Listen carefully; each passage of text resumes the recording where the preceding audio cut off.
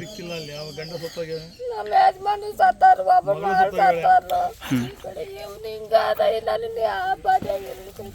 ಏನಮ್ಮ ಹೆಸರು ನಿಮ್ಮ ಮಗಂದು?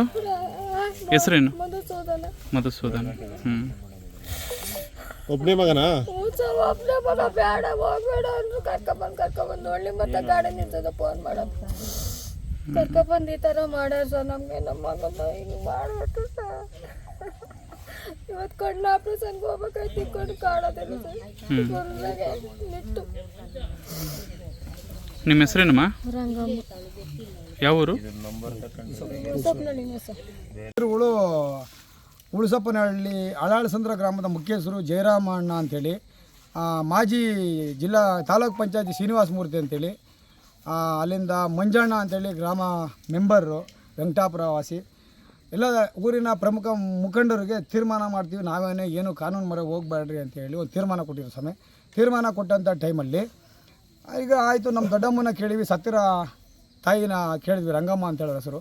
ಕೇಳಿದಂಥ ಟೈಮಲ್ಲಿ ಈಗ ನಾವು ಸತ್ತಿರೋ ಹುಡುಗ ಮನುಷ್ಯನಿಗೆ ಬೆಲೆ ಕಟ್ಟೋಕ್ಕಾಗಲ್ಲ ಸರ್. ನಮಗೆ ದುಡ್ಡಿನ ಅವಶ್ಯಕತೆ ಬೇಡ, ನಮಗೆ ನ್ಯಾಯ ದೊರಕಿಸ್ಕೊಡಿ. ಏನಕ್ಕೆ ನಾವು ಸುಮಾರು ಸರಿ ಈ ಬಸವರಾಜು ಅಂತಕ್ಕಂಥ ಈ ಜಮೀನು ಹೋದವ್ರಿಗೆ ಹೇಳಿದ್ವಿ, ಮನೆ ಹತ್ರ ಬಂದಾಗ ಕರ್ಕೊಂಡು ಹೋಗ್ಬೇಡ್ರಿ ಅಂತ ಹೇಳಿದ್ವಿ. ಆದರೂ ಉದ್ದಾಟತನ ಮಾಡಿ ಕರ್ಕೊಂಬಂದು ಇವತ್ತಿನ ದಿವಸ ಆ ಹುಡುಗನ ಜೀವಕ್ಕೆ ಕಾರಣ ಜೀವವಾಗಿದೆ.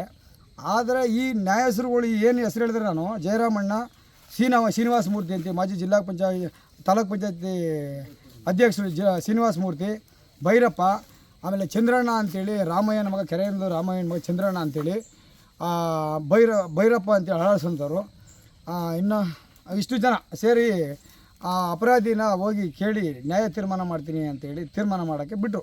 ಈ ಯಾರನ್ನ ನಮ್ಮ ಸತ್ತಿರೋ ವ್ಯಕ್ತಿಗಳನ್ನ ಕೇಳಿಬಿಟ್ಟು ನಮ್ಮ ದೊಡ್ಡಮ್ಮನ ಎಲ್ಲ ತೀರ್ಮಾನ ತಗೊಂಡು ನಮಗೇನು ಬೇಡಪ್ಪ ದುಡ್ಡು, ನಮ್ಗೆ ನ್ಯಾಯ ಬೇಕು ಅಂತ ನಾವು ಕೇಳ್ಕೊಂಡು, ಇಲ್ಲ ಸುಮ್ಮನಿರಮ್ಮ ಊರಲ್ಲಿ ಗಲಾಟೆಗಳು ಬೇಡ ಅಂತೇಳ್ಬಿಟ್ಟು ನ್ಯಾಯ ತೀರ್ಮಾನ ಮಾಡೋಕೆ ಹೋದಾಗ 2 ಲಕ್ಷ ಕೊಡ್ತೀನಿ ಅಂತ ಮನುಷ್ಯ ಒಪ್ಕೊಂಡಾಗ ನಮಗೆ ದುಡ್ಡಿನ ಅವಶ್ಯಕತೆ ಬೇಡ, ನಮ್ಮ ಮಗನ ಕೊಟ್ಟಿರಿ, ನಮಗೆ ನಿಮ್ಮ ಮಗುವಿಗೆ ನಾವು 20 ಲಕ್ಷ ಕೊಡ್ತೀವಿ, ನಮ್ಮ ದೊಡ್ಡಮ್ಮಗೆ ಯಾರು ದಿಕ್ಕಿಲ್ಲ, 20 ಲಕ್ಷ ಕೊಡ್ತೀವಿ, ನಿಮ್ಮ ಮಗು ನಮಗೆ ಬರ್ಕೊಡಿ ಅಂತ ನಾವು ಕೇಳಿ ಸತ್ಯಸ್ವಾಮಿ. ಹಂಗಂತಂದ ಟೈಮಲ್ಲಿ ಅವರು ಒಪ್ಪಿಲ್ಲ. ನಾವು ಇವು ನ್ಯಾಯ ಏನಪ್ಪ ನೀವು ಈ ಥರ ಮಾತಾಡಿದಾಗ ನಾವು ಬೆಲೆ ಕೊಡೋಲ್ಲ, ನಾವು ಹೋಗ್ತೀವಿ, ನಾವು ಕಾನೂನು ಮರೆ, ನಾವು ಆವಾಗಲೂ ಹೇಳಿದೋದೆ ಇವಾಗ ಹೇಳೋದೆ ಅಂತೇಳಿ ನಾವು ಹೋದಾಗ ಅಪರಾಧಿನೇ ಕರ್ಕೊಂಡು ಇವರು ಇಷ್ಟು ಜನ ಏನು ಹೆಸರು ಹೇಳಿದ್ದೀನೋ ಕೋಳಲ ಸ್ಟೇಷನ್ಗೆ ನನ್ನ ಹತ್ರ ವಿಡಿಯೋ ಮಾಡ್ಕೊಂಡು ಬಂದಿದ್ದೀನಿ ಸ್ವಾಮಿ. ಅಲ್ಲಿ ಬಂದಿದ್ದಾರೆ, ನಾನು ಕಂಪ್ಲೇಂಟ್ ಕೊಟ್ಟಿದ್ದೀನಿ, ಅಳಸಿನಕಾಯಿ ಕದ್ದು ಕೀಳಕ್ಕೆ ಬಂದವನೇ ಅಂತೇಳಿ ಉಲ್ಟಾ ಕಂಪ್ಲೇಂಟ್ ಕೊಡ್ಸೋಕ್ಕೆ ಅಲ್ಲಿ ಬಂದಿದ್ದಾರೆ ಸ್ವಾಮಿ. ನಾವು ಹೋದ್ಮೇಲೆ ಈ ಥರ ಆಗಿದೆ ಸ್ವಾಮಿ. ಈಗ ಅವ್ರಿಗೆ ಹೇಳಿದ್ರೆ ಏನಪ್ಪ ಈ ಥರ ಮಾಡಿದ್ದಾರೆ, ಕಾಲ್ ರೆಕಾರ್ಡ್ ಎಲ್ಲ ಇದ್ದಾರೆ ನನ್ನ ಹತ್ರ.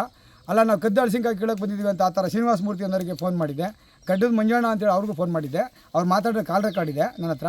ಅವ್ರೇನು ಹೇಳ್ತಾರೆ, ನಾವು ಆ ಥರ ಉಲ್ಟಾ ಕಂಪ್ಲೇಂಟ್ ಕೊಟ್ಟರೆ ನಮಗೆ ಜನ ಚಪ್ಪಲಿ ಹೊಡಿತಾರೆ, ಆ ಥರ ಮಾಡೋಕ್ಕಾಗ್ತದ ಪಾಂಡ್ರಂಗ, ಈಗ ಮಾಜೂರು ಮಾಡೋಕ್ಕೆ ಮುಂಚೆ ಅವ್ರಿಗೂ ಒಂದು ಹೇಳಿಕೆ ಕೊಡಬೇಕು ಅನ್ನೋ ಉದ್ದೇಶ ಕಂಪ್ಲೇಂಟ್ ಕೊಡೋಕೆ ಬಂದ್ವಿ ಅಂತ ಹೇಳ್ತಾರೆ. ಈಗ ನ್ಯಾಯ ತೀರ್ಮಾನ ಮಾಡ್ತೀನಿ ಅಂತ ಬಂದಿದ್ದವರು ಇಲ್ಲಿ ತೀರ್ಮಾನ ಬಗೆದಿದ್ದ ಕಾರಣ ಬಗೆಹರಿದಿಲ್ಲ. ಬಗೆಹರಿದ ಅಪರಾಧಿನೇ ಪರ ವಹಿಸ್ಕೊಂಡು ಇವರು ಇಷ್ಟು ಜನ 5 ಜನ ಬಂದಿದ್ದಾರೆ ಸ್ವಾಮಿ. ಎಲ್ಲಿ ಊರಿನ ಮುಖಂಡರುಗಳಲ್ಲಿ ನ್ಯಾಯ ಎಲ್ಲಿದೆ? ಬಡವ್ರ ಪರ ಯಾರು ನ್ಯಾಯ ಕೊಡ್ತಾರೆ ಸ್ವಾಮಿ? ಈ ಥರ ಮಾಡಿ ನಮಗೊಂದು ಇಲ್ಲಿ ನ್ಯಾಯ ಸಿಗದಂಥ ಕಾರಣದಲ್ಲಿ ನಾವು ಕಾನೂನು ಮೊರೆ ಬಂದಿದ್ದೀವಿ. ನಮಗೆ ದುಡ್ಡಿನ ಅವಶ್ಯಕತೆ ಬೇಡ, ನಮಗೆ ಏನು ಈಗ ನಮ್ಮ ದೊಡ್ಡಮ್ಮನ ಮಗ ಸತ್ತಿದ್ದಾನೆ, ನಮಗೆ ನ್ಯಾಯ ಕೊಡಿಸ್ಬೇಕು. ಈಗ ಜಮೀನು ಮಾಲೀಕರು ಅಲ್ಲಿ ಸ್ಟೇಷನ್ ಹತ್ರ ಬಂದಿದ್ರು. ಹೌದು ಸ್ವಾಮಿ, ಈ ವಿಡಿಯೋ ಸಮೇತ ಇದೆ. ಆಮೇಲೆ ಅಲ್ಲಿ ಏನು ಮಾಡಿದ್ರು, ಜಯರಾಮಣ್ಣ ಅನ್ನೋರು ನನ್ನ ಮೇಲೆ ದೌರ್ಜನ್ಯ ಮಾಡಿದ್ರು. ಚಂದ್ರು ಅಂತೇಳಿ ಜಯರಾಮಣ್ಣ ಅಂತೇಳಿ ದೌರ್ಜನ್ಯ ಮಾಡಿದ್ರು. ಆ ದೌರ್ಜನ್ಯ ಮಾಡ್ತಿದ್ದಂಗೆ ಪೊಲೀಸರು ಬಂದು ಜಯರಾಮಣ್ಣನ ನನ್ನನ್ನು ಸ್ಟೇಷನ್ ಹತ್ರ ಏನು ಕೂಗಾಡ್ತೀರಾ, ಒಳಗಡೆ ಕರ್ಕೊಂಡೋಗಿ ಸ್ಟೇಷನ್ ಒಳಗಡೆ ದಬ್ಬಿದ್ರು. ಅವಾಗ ಜಯರಾಮಣ್ಣ ಬರೋ ಅವ್ನು ಏನು ಮಾಡ್ಕೊತ ಮಾಡ್ಕೊಳ್ಳಿ, ನಮಗೂ ಗೊತ್ತಿದೆ ಏನು ಮಾಡಬೇಕು ಮಾಡ್ಕೊತೀವಿ ನಾವು ಅಂತೇಳಿ ಅಪರಾಧಿ ಕರ್ಕೊಂಡು ಕೋಳಲ್ಲ ಟೌನ್ ಒಳಗಡೆ ಹೋಗೋದು ಸ್ವಾಮಿ. ಇಷ್ಟಾಗಿದೆ. ಅಲ್ಲಿ ಮುಗಿಸ್ಕೊಂಡು ನಾವು ಸೀದಾ ಪೊಲೀಸರು ಕರ್ಕೊಂಡು ಇಲ್ಲಿ ಮಾಜೂರು ಮಾಡೋದಕ್ಕೆ ಬಂದಿದ್ದೀವಿ ಸರ್. ನಮ್ಮಲ್ಲಿ ನಾಗರಾಜ್ ಅಂತೇಳಿ ನಮ್ಮ ಅಣ್ಣನ ಮಗನೇನು ಬೆಳಿಗ್ಗೆ 7 ಗಂಟೆಗೆ ಅವ್ರ ಅಕ್ಕನಿಗೆ ಫೋನ್ ಮಾಡಿ ಬಂದವ ಇಲ್ಲಿಗೆ. ಯಾಕಂದ್ರೆ ಇವ್ರ ಕೆಲಸ ಆಗಿದ್ದ 2-3 ವರ್ಷದಿಂದ ಇವ್ರ ಕೆಲಸ ಆಗಿದೆ, ರಾತ್ರಿ ಆಗಲು ಇವ್ರ ಕೆಲಸ ಆಗಿದ್ದನು. 7 ಗಂಟೆಗೆ ಬಂದು ಈ ಥರ ಆಗಿದೆ. ನಮಗೆ 8-8:30 ವಿಷಯ ಗೊತ್ತಾಯಿತು. ಬಂದು ನೋಡುವಾಗ ಈ ಥರ ಆಗಿದೆ, ಈ ವಿಷಯ ಏನಂತ ಗೊತ್ತಿಲ್ಲ. ರಾತ್ರಿ ಇಲ್ಲಿ ಕೆಲಸ ಮಾಡ್ತೀನಂತೆ, ಎನಿ ಟೈಮ್ ಇವ್ರ ಕೆಲಸ ಆಗಿರೋನು, ಯಾವಾಗೂ ಅಲ್ಲಿ ಮನೆ ಕಟ್ತಾರೆ, ರಾತ್ರಿ ಆಗಲು ಇವ್ರ ಕೆಲಸ ಆಗಿರೋನು. ಈಗ ಬೆಳಿಗ್ಗೆ 7 ಗಂಟೆಗೆ ಅವ್ರ ಅಕ್ಕನೇ ಅವ್ರ ಅಮ್ಮನ ಫೋನ್ ಮಾಡಿ, ಅವ್ರ ಅಮ್ಮ ಕಣ್ಣು ಆಪರೇಷನ್ಗೆ ಎಲ್ಲ ಗೋರಿಬಿದ್ರಿಗೆ ಹೋಗೈತೆ. ಮೊನ್ನೆ ಅವ್ರ ಯಜಮಾನ ತೀರೋಗ್ಯಾರೆ, ಅವ್ರ ಮಗಳು ತೀರೋಗೈತೆ. ಆ ಎಮ್ಮಗೆ ಯಾರೂ ದಿಕ್ಕಿಲ್ಲ, ಯಾರೂ ಇಲ್ಲ ಸರ್. ಆ ಎಮ್ಮ ಏಕಾಂಗಿಗ ಇರೋನ ಮಗನು ಈ ಥರ ಆಗ್ಬಿಟ್ಟಾನೆ. ಏನು ಮಾಡ್ಬೇಕು ಅಂತ ಗೊತ್ತಾಗ್ತದೆ ಸರ್. ಏನಾಗಿದೆ ಏನಾಗಿದೆ ಗೊತ್ತಿಲ್ಲ. ಸದ್ಯ ಚೆನ್ನಾಗಿದ್ದ, ಆರಾಮಾಗಿದ್ದ, ಕೆಲಸ ಮಾಡೋದು ಇವರಿಗೆ ಬೆಳಿಗ್ಗೆ ಬಂದು ಕೆಲಸಕ್ಕೆ ಒಂದು ಊರಾಗೆಲ್ಲ ಹೇಳೋರು 6:30 ನಮ್ಮ ತಂಗಿದಿರಲ್ಲ ಬಂದವನು ಇಲ್ಲಿ ಏನಾಯ್ತು ಅಂತ ಗೊತ್ತಿಲ್ಲ. ಇಲ್ಲಿ ನಾವು 8-8:30 ಬರೋವಾಗ ಹಿಂಗಾಗೈತೆ. ಏನಾಗಿತ್ತು ನೀವು ಬಂದು ನೋಡಿದಾಗ? ಹೌದು ಸರ್, ಬಂದಾಗ ಹಂಗಂತ ಹೇಳ್ತಾರೆ ಅವರು. ಹಲಸಿನಕಾಯಿ ಈಗೆಲ್ಲ ಕಳ್ಳಿ ಪಳ್ಳಿ ಕಿತ್ತಾಗ್ತದೆ, ಅದು ನಾವು ಗೊತ್ತಾಗಲ್ಲ. ಹಸಿನಕಾಯಿ ಕಿತ್ತವನೇ ಅಂತ ಅವ್ರ ಜೊತೆಗೆ ಇದ್ರು. ಅವರು ಈ ಬಸವರಾಜಪ್ಪ ಎಂಟಾಪುರದವರು ಜೊತೆಗೆ ಇದ್ರು. ಅವರೇ ಕರ್ಕೊಂಡ್ಬಂದಿರೋದು, ಗಾಡಿ ಕುಣಿಸ್ಕೊಂಡು ತಿಂಡಿ ತಿಂದ ಅಂತ ಹೇಳ್ತಾರೆ. ತಿಂಡಿ ತಂದು ಜೊತೆಗೆ ಆಗೋದೆ. ಆಮೇಲೆ ನಾವು ಬಂದಾಗ ನಾನು ಮ್ಯಾಗಡೆ ಇದ್ದೆ ಅಂತ ಏನೋ ಹೇಳ್ತಾರೆ. ಈ ನಾವು ಬಂದಾಗ ಈ ಥರ ಆಗಿ ಸರ್ ಇದಾಗೋಯ್ತು. ಫೋನ್ ಮಾಡಿದ್ರು ಅಂದ್ರಲ್ಲ, ಎಷ್ಟು ಗಂಟೆಗೆ ಮಾಡಿದ್ರು ಅವ್ರ ಅಕ್ಕವ್ರಿಗೆ? 7 ಗಂಟೆಗೆ ಮಾಡಿದಂತ. ಅಲ್ಲಿಗೆ 7 ಗಂಟೆಗೆ ನಿಮ್ಮ ಮನಸ್ಸಿಗೆ ಮಾಡಿದ್ದು. ಅವ್ರ ತಾಯಿನೂ ಅಲ್ಲೇ ಸಹ ಗೋರಿ ಬಿದ್ದರೆ ಗಂಡ ಆಪರೇಷನ್ ಕರ್ಕೊಂಡಿದ್ದು. ನಾವೆಲ್ಲ ಓಡ್ ಬಂದು ಇವರೆಲ್ಲ ಕರ್ಸ್ಕೊಂಡು ಈ ಥರ ಆಯ್ತಾ. ಏನು ಹೇಳ್ತಾರೆ ಜಮೀನ್ ಮಾಲೀಕರು? ಏನು ಹೇಳ್ತಾರೆ ಕೇಳಿದ್ರೆ? ಮಾಲೀಕರು ಏನು ಹೇಳ್ತಾರೆ ಸರ್, ನಾವು ಹಂಗೆ ಹಿಂಗೆ ನಾನು ಅಲ್ಲೋಗಿದ್ದೆ ಇಲ್ಲೋಗಿದ್ದೆ. ಇಲ್ಲೇ ಅವರು ಹೇಳಿದ್ರು, ನಾನೇ ಕರ್ಕೊಂಬಂದು ಅಂತ ಹೇಳಿದ್ರು. ಹೇಳಿ. ಕರ್ಕೊಂಬಂದು ನಾನೇ ಈ ಥರ ಇಲ್ಲಿ ಮ್ಯಾಗಡೆ ಇದ್ದೆ, ಈ ಥರ ಬಂದು ನೋಡು ಹಿಂಗಾಗಿತ್ತು ಅಂತ ಹೇಳಿದ್ರು.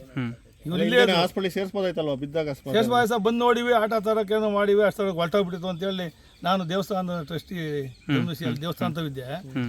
ಅಲ್ಲಿಗೆ ಒಂದು ನೋಡೋವಾಗ ಇಲ್ಲಿ ಹಿಂಗೆ ಆಗೋಗ್ಬಿಟ್ಟಿತ್ತು. ಆಟ ನೋಡಿವಿ ಹಂಗೆ ಹಿಂಗೆ ಅಂತ ಹೇಳಿ ಯಾರು ಇಬ್ಬರು ಮಾರಿದ್ರು ಅಂತ ಅವ್ರನ್ನ ಕೇಳಿ ಗೊತ್ತಾಗ್ತೆ. ಯಾರೋ ಇಬ್ಬರು ಮಾರಿದ್ರು.